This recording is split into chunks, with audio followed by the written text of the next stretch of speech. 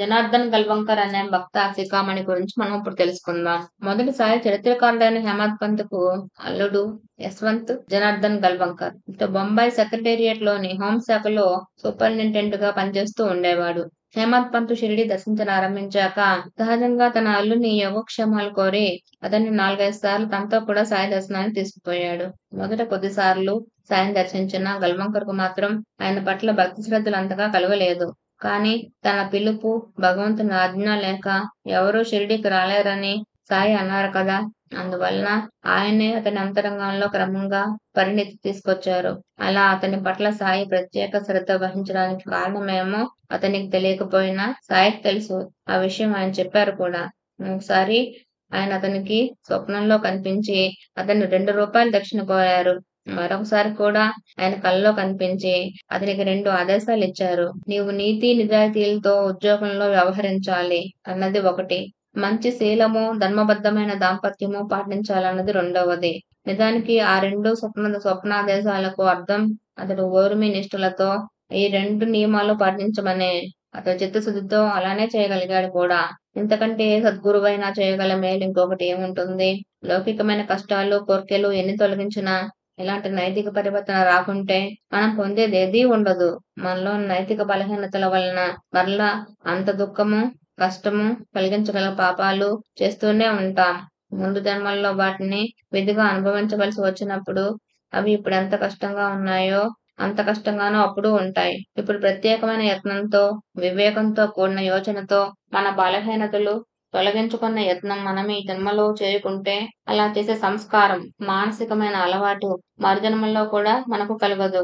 ఆ ప్రయత్నం ఇప్పుడెంత కష్టంగా ఉంటుందో ముందు జన్మల్లో కూడా అంత కష్టంగానూ ఉంటుంది. అలా కాక ఈ జన్మలో శక్తివంచన లేకుండా మన బలహీనతలను తొలగించుకునే ప్రయత్నం చేస్తే అలా యత్నం చేసే సంస్కారం మరుజన్మలో మనతో కూడా వచ్చి అప్పుడు ఆ ప్రయత్నం ఇప్పటికంటే సులభం అవుతుంది. జనార్దన్ గల్వంకర్ అలాంటి వాడు కనుకనే సాయి ఈ జన్మలో ఒక్కసారి హెచ్చరించగానే చిత్తశుద్ధితో అట్టి ప్రయత్నం చేసి సఫలుడయ్యాడని మనం తలచవచ్చు. అందుకు ఒక ఆధారం కూడా ఉంది.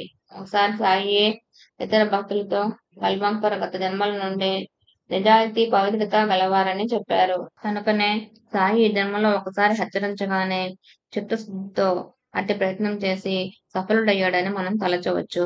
అందుకు ఒక ఆధారం కూడా ఉన్నది. ఒకసారి సాయియే ఇతర భక్తులతో గల్వంకర్ గత జన్మల నుండే నిజాయితీ, పవిత్రత కలవాడని చెప్పారు. తర్వాత ఆ భక్తులే ఆ విషయం అతడితో చెప్పారు. అలా అయితే బాబా అతనిని ఈ జన్మలో అలా మరలా హెచ్చరించవలసిన అవసరం ఏమిటి అన్న ప్రశ్న రావచ్చు. ఒక్కొక్క సద్గుణం గాని, దుర్గుణం గాని స్థిరపడడానికి కొన్ని జన్మలు పడుతుంది. ఒక్క సద్గుణం అప్పుడప్పుడే మనలో ఏర్పడుతున్న దశలో జన్మించిన ప్రతిసారి సుఖాలను కోరే స్వభావం గల ఇంద్రియాలు, మనస్సుల ప్రభావం వలన మరలా మనం బాహ్య ప్రభావాలకు లోనై మనలో బలహీనతలు ఏర్పడి బలపడే ప్రమాదం ఉంటుంది. అప్పుడు సద్గురువు మనలను హెచ్చరిస్తారు. దాన్ని అమలు పెట్టే మన ప్రయత్నానికి వారి అండ ఉంటుంది. వారిపై మనకు గల భక్తి శ్రద్ధలతోడే బలపరుస్తాయి. ఇలా అంటే సాయి స్వప్నంలో కనిపించి ఇలా ఆదేశించని వారంతా ఈ సద్గుణాలను ఇదివరకే సాధించుకున్న వారని భ్రమపడకూడదు. అదే నిజమైతే ఈ జన్మలో మరలా సద్గురు సేవ, మహల్సాపతి, పురందరే, రేగే వంటి వారికి లభించినట్లే మనకు లభిస్తుంది. మన నడవడి ఎవరు మన ఎదుటకు వచ్చి విమర్శించలేనిదిగా ఉంటుంది. పరోక్షంగా అసూయతో వారెన్ని అనుకున్నా సాయి మనకి జన్మలో ఇలా దర్శనమిచ్చి హెచ్చరించకపోవడానికి ప్రధాన కారణం మనలో అట్టి ప్రయత్నం కూడా గత జన్మల్లో ఆరంభం కాలేదన్నమాట. ఆయన హెచ్చరిక చేసిన దానిని విశ్వాసంతో ఆచరించే దశలో మనం లేనట్లే. అందుకొక్కటే గుర్తు. ఈనాడు సాయి చరిత్ర బోధ చదువుకుంటుంటే ప్రత్యక్ష భక్తులందరికీ ఆయన ఎలాంటి హెచ్చరికలు చేశారో తెలుస్తుంది. వాటిని వెంటనే వారి ఆదేశంగా తలచి మనం వాటిని పాటించే తీవ్ర ప్రయత్నం చేయలేకపోతాము. అలాంటప్పుడు ఆయన మనకేమి ఆదేశించిన ప్రయోజనం ఏమున్నది? వారి ఆజ్ఞ ఉల్లంఘించిన దోషులవ్వడం తప్ప. అందుకే ఆయన ఏమీ చెప్పరు. ఈలోగా ఆయన తమ లీలలతో మనలో విశ్వాసం కలిగించి అట్టి కృతజ్ఞతా విశ్వాసాలతో వారి ఆదేశం పాటించే యత్నం మనలో ఆరంభమయ్యేలా చేస్తారు. కానీ మనం ఒక పట్టణ ఆ మార్గంలోకి రాము. మన పిల్లల మేలు కోరి వారిని బడికి పంపాలని మనం చూస్తుంటే, మన పిల్లలు బడికెళ్తామనే ఆశ చూపి, మన నుండి తాము కోరినవన్నీ పొందజూచి, విద్యాభ్యాసం మాత్రమే ఎగ్గొట్ట చూచినట్లే మనము చేస్తాం. మనం కోరిందల్లా ఆయన నెరవేర్చుకుంటే, ఆయనపై నమ్మకం విడుస్తాం. ఆయనను బెదిరిస్తుంటాం. అక్కసుతో అలా చేస్తుంటాం కూడా. ఇదంతా నేటి మానవుల గురించి సాయి ఎంతో బాధగా అనుకున్న మాటలను కాపాడే డైరీలోనివి నిరూపణమవుతాయి. ఆయనే మరొకప్పుడు భక్తులు తమకు సమర్పించిన పనికిరాని నాణేలు, అరిగిపోయినవి, సొక్కుపోయినవి, చల్లనివి చూచి నా వద్దకన్నీ ఇలాంటివే వస్తున్నాయి. ఏం చేస్తాం అన్నారు. ఈ కాసులు మన హృదయాలకు సంకేతాలన్నమాట. అలానే ఆయనపై విశ్వాసం లేక ఊరికే చోద్యం చూడవచ్చిన స్టేషన్ మాస్టర్ ఎదుట ఆయన మసీదులోని కుండల్లో నీరు పారబోసి కుండలు బోర్లిస్తున్నారు. అతను కారణం అడిగితే ఏం చేస్తాం, నా వద్దకొచ్చే కుండలన్నీ తలకిందులుగానే వస్తున్నాయి అన్నారు. ఆయనకు మనపై గల ప్రేమను, ఆయనలోని సర్వసమర్థతను, జ్ఞానాన్ని గుర్తించి వారి బోధను మన హృదయాలనే కుండల్లో నింపుకోవడానికి సిద్ధంగా ఎక్కువ మంది ఉండరని వారి భావం. ఈ మహత్తర సత్యం అర్థం చేసుకోకుంటే అంతటి మహనీయులైన సాయి సన్నిధిలో హరివినాయక్ సాటే వంటి వారు ఆవేదనతో వర్ణించినంతటి దౌష్ట్యం పాదుకొని తాత్కాలికంగానైనా ఆ సన్నిధిని ఎలా కలుషితం చేయగలుగుతుందన్నది అర్థం కాదు. దీన్నే మామిడి పూత, పండ్ల రసం ఉదాహరణగా తీసుకొని తమను జన్మ సార్థకమయ్యేదాకా అంటి పెట్టుకొని అనుసరించగల వారెప్పుడూ కొద్దిమందే ఉంటారని వారి జోక్తో ఒకసారి చెప్పారు. ఇలా జనార్దన్ యశ్వంత్ గల్వంకర్ తన శాయశక్తులా ప్రయత్నించి గత జన్మలోని తన సౌశీల్యాన్ని, పవిత్రతను తిరిగి సాధించుకున్నాకనే అతనికి సాయి నుంచి దాని ఫలితమైన ఆశీర్వచనం కూడా లభించింది. అతడు 1917 సంవత్సరంలో షిరిడీ వెళ్ళేప్పుడు వెనుకటి వలే కాక బాబాపై పూర్ణ విశ్వాసంతో వెళ్ళాడు. సాయి చెప్పిన సౌశీల్యము, సద్వర్తనము సాధించుకున్న వారికే వారి పూర్ణ ఆశీస్సు లభిస్తుందని అనడానికి ఇదే గుర్తు. అందుకే సాయి అతని తలపై చేయి పెట్టి ఆశీర్వదించారు.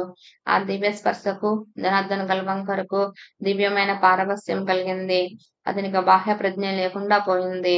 ఆ సమయంలోనే ఆ పక్కనున్న భక్తులతో అతడి పూర్వజన్మల గురించి బాబా చెప్పిన విషయాలన్నీ అతడికి తిరిగి బాహ్య ప్రజ్ఞ కలిగాక ఆ భక్తులు గల్వంకర్తో చెప్పారు. అంతేకాదు అతనిని ఈ జన్మలో ఈ తల్లి గర్భంలో తామే ఉంచామని కూడా సాయి చెప్పారు. చిత్రగుప్తుడు, యమధర్మరాజు కూడా వారి ఆదేశానికి బద్దులే కాబోలు. ఈ స్పర్శ గల్వంకర్లో శాశ్వతమైన మార్పు తెచ్చింది. అప్పుడు బాబా సాయి అంటే ఈ 3.5 మూరల ఎత్తున్న భౌతిక శరీరం మాత్రమే కాదు, మేమే సర్వత్రా ఉన్నాము. నన్ను సర్వత్రా దర్శించగలగడం భక్తులు నేర్చుకోవాలి అన్నారు. సాయి చెప్పిన ఆ మాటలే గల్వంకర్ పట్ల ఆశీస్సులుగా పరిణమించాయి. అంతకుముందు పరమార్థానికి అంత ప్రాముఖ్యం ఇవ్వని అతనికి సాయి దివ్య ప్రేరణ, స్ఫురణ ప్రసాదించి అతని చేత భగవద్గీత, ఏకనాథ భాగవతం మొదలైన ఆధ్యాత్మిక గ్రంథాలు ఎన్నో చదివించారు. దానివలన ఆయన చెప్పిన మాటలు అతని హృదయంలో దృఢంగా నాటుకున్నాయి. అవన్నీ వారి వాక్యాల, దివ్యలీలల వివరణలే కదా. అటు తర్వాత గల్వంకర్ మానవ సహజమైన ఇష్టాయిష్టాలకు, అభిప్రాయాలకు ప్రాధాన్యం ఇవ్వకుండా సాయి ఉపదేశానికే ప్రాధాన్యమిచ్చి తానున్న చోటే తన ఉద్యోగ విధులలోనే సాయిని, వారి ఆదేశాన్ని దర్శించాడు. అతని ఉద్యోగ విధులన్నీ సాయి ప్రబోధామృతాన్ని ఆచరణలో పెట్టే చక్కని అవకాశాలని, లౌకికమైన జీవితమే ఆయన చెప్పినవి అభ్యసించడానికి సరైన రంగస్థలమని అతను గుర్తించాడు. ప్రత్యక్షంగా సాయి ఎదుట ఉన్నప్పుడు ఎలాంటి వారైనా సరిగా నడుచుకోవాలని చూస్తారు. వారి నుండి పరోక్షంగా ఉన్నామనుకున్నప్పుడే సూర్యుడు లేని చోట అంధకారం అలుముకున్నట్లు మనలోని రాక్షస ప్రవృత్తులన్నీ తలెత్తుతాయి. వాటి తాకిడిలో సాయి ఉపదేశం గుర్తురాదు. వచ్చిన మనలోని వెనుకటి దుష్ట వాసనల ప్రభావం వలన వాటిని మనం పక్కకు నెట్టేసుకుంటాం. అందుకెన్నో సాకులు, సమర్థింపులు చేసుకుంటాం.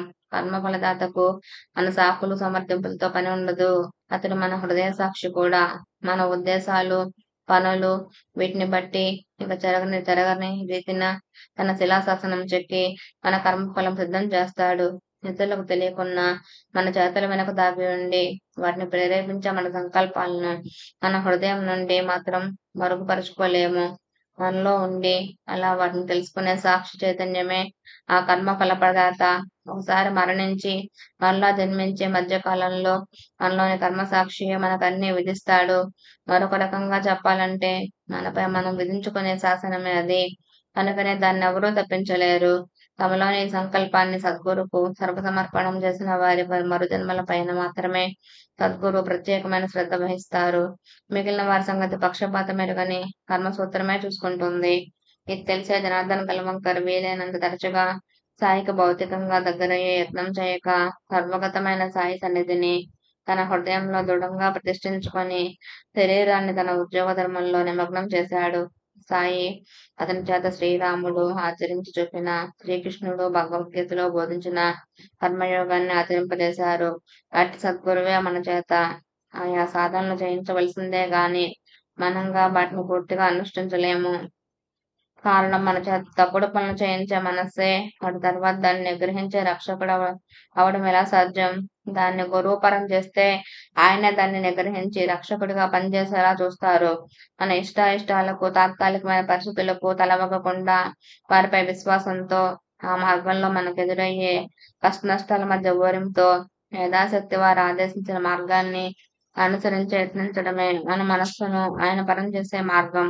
అదే ఆయనకు నిజంగా దక్షిణ సమర్పించడం అన్నా, మన రెండు చేతులు జోడించి నమస్కరించడం అన్నా, లేక వారి రెండు పాదాలు పట్టుకోవడం అన్న అర్థం అదే. కాకుంటే వయస్సులో గల్వంకర్ చిన్నవాడవడం వలన ఇదంతా అతడు ఇంత వివరంగా తెలుసుకున్నట్లు తోచదు. తెలిసినది ఆచరించడంలో నిమగ్నమైన వారికి ఆచరణ గురించి మాట్లాడడానికి ఎలా సాధ్యపడుతుంది? సముద్రంలో ప్రాణాలొడ్డి ఈత కొడుతున్నవాడు ఈత గురించి, తన ప్రతిభ గురించి ఉపన్యసించగలడా? ఈత గురించి గ్రంథాల నుండి సంపాదించిన పరిజ్ఞానం అప్పుడు ప్రదర్శించగలడా? అందుకే ఆధ్యాత్మ విద్యలో పూర్తిగా తెలిసిన వారెవ్వరూ తాముగా ఏమీ ఎవరికీ ఉపదేశించలేరు. వారి ఆచరణే మనకు ఉపదేశం అవ్వాలి. ఉపదేశించడంలో నిమగ్నమయ్యే వారికి ఆచరించడానికి సమయము, అవకాశము ఉండవు. విలువైన జీవిత గడియలు కాలగర్భంలోకి జారిపోతూ ఉంటాయి. కానీ వారికి లోకాన్ని మెప్పించాలని చూడటంతోనే సరిపోతుంది. తమ హృదయాంతర్వర్తి, సర్వసాక్షి అయిన సద్గురువును మెప్పించే అవకాశమే రాదు. అందుకే బాబా సన్నిధి జహ్వరాలిని అనేక మిషన్ల మీద ఎలాగో సాయి నుండి దూరంగా విసిరివేసింది. సాయి దయ వలన జనార్దన్ గల్వంకర్ అలాంటి వాడు కాలేదు. ఎల్లడలా సాయి సన్నిధిని దర్శించే స్పృహతో ఉన్నాడు. అందుకే సాయి మహాసమాధి చెందాక కూడా అతడు ఆధ్యాత్మికంగా ఇంకా పురోగమించడానికి అవసరమైన అనుభవాలు అతనికి ప్రసాదిస్తూనే ఉన్నారు. ఉదాహరణకు 1921 సంవత్సరంలో అతడు సకుటుంబంగా కాశీ ప్రయాగ వెళ్లి అక్కడ భరద్వాజాశ్రమంలో కూర్చొని తనకు మహాత్ముని దర్శనం ప్రసాదించమని సాయిని ప్రార్థించాడు.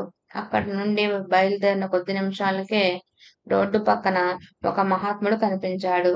ఆయన 7 సంవత్సరాలకు ఒకసారి తప్ప అక్కడికి రారని, ఎవరిని తమ చెంతకు రానివ్వరని, ఎవరి వద్ద దక్షిణ అసలే తీసుకోరని అతడి వారు చెప్పారు. కానీ ఆయన గల్వంకర్ను చూస్తూనే ఎంతో ప్రేమతో తమ చెంతకు పిలిచి అతడి జేబులో ఉన్న 3 అణాలు దక్షిణగా సమర్పిస్తే స్వీకరించారు కూడా. ఆయన రూపంలో కూడా అతనికి సాయే పలికారు. అలానే 1932 సంవత్సరంలో ఒకరోజు గల్వంకర్కు సాయి స్వప్నంలో కనిపించి నీకేమి కావాలి అని అడిగితే అతడు నాకు దివ్య ప్రేమ మాత్రమే కావాలి అని చెప్పాడు. బాబా నీకది లభిస్తుంది అని చెప్పి అదృశ్యులయ్యారు. అప్పటి నుండి అతనికి ఎప్పుడు దివ్య ప్రేమ పారవస్యం కలుగుతూ ఉండేది. అతడిలో పరిపాకం ఎంత కలిగిందో సాయిని దర్శించాక కూడా ఆయనపై మొదటి శ్రద్ధ కలగని అతనిలో సాయి ఎంత పరిపాకం కలిగించారో అదే సాయి సన్నిధి ప్రభావం. ఓం సాయిరామ్. శ్రీ సచిదానంద సమర్థుడు సాయినాథ్ మహారాజ్ కి జై. సర్వం శ్రీ సాయినాథ్ కి జన్మారా. ఇందార్పణమస్తు.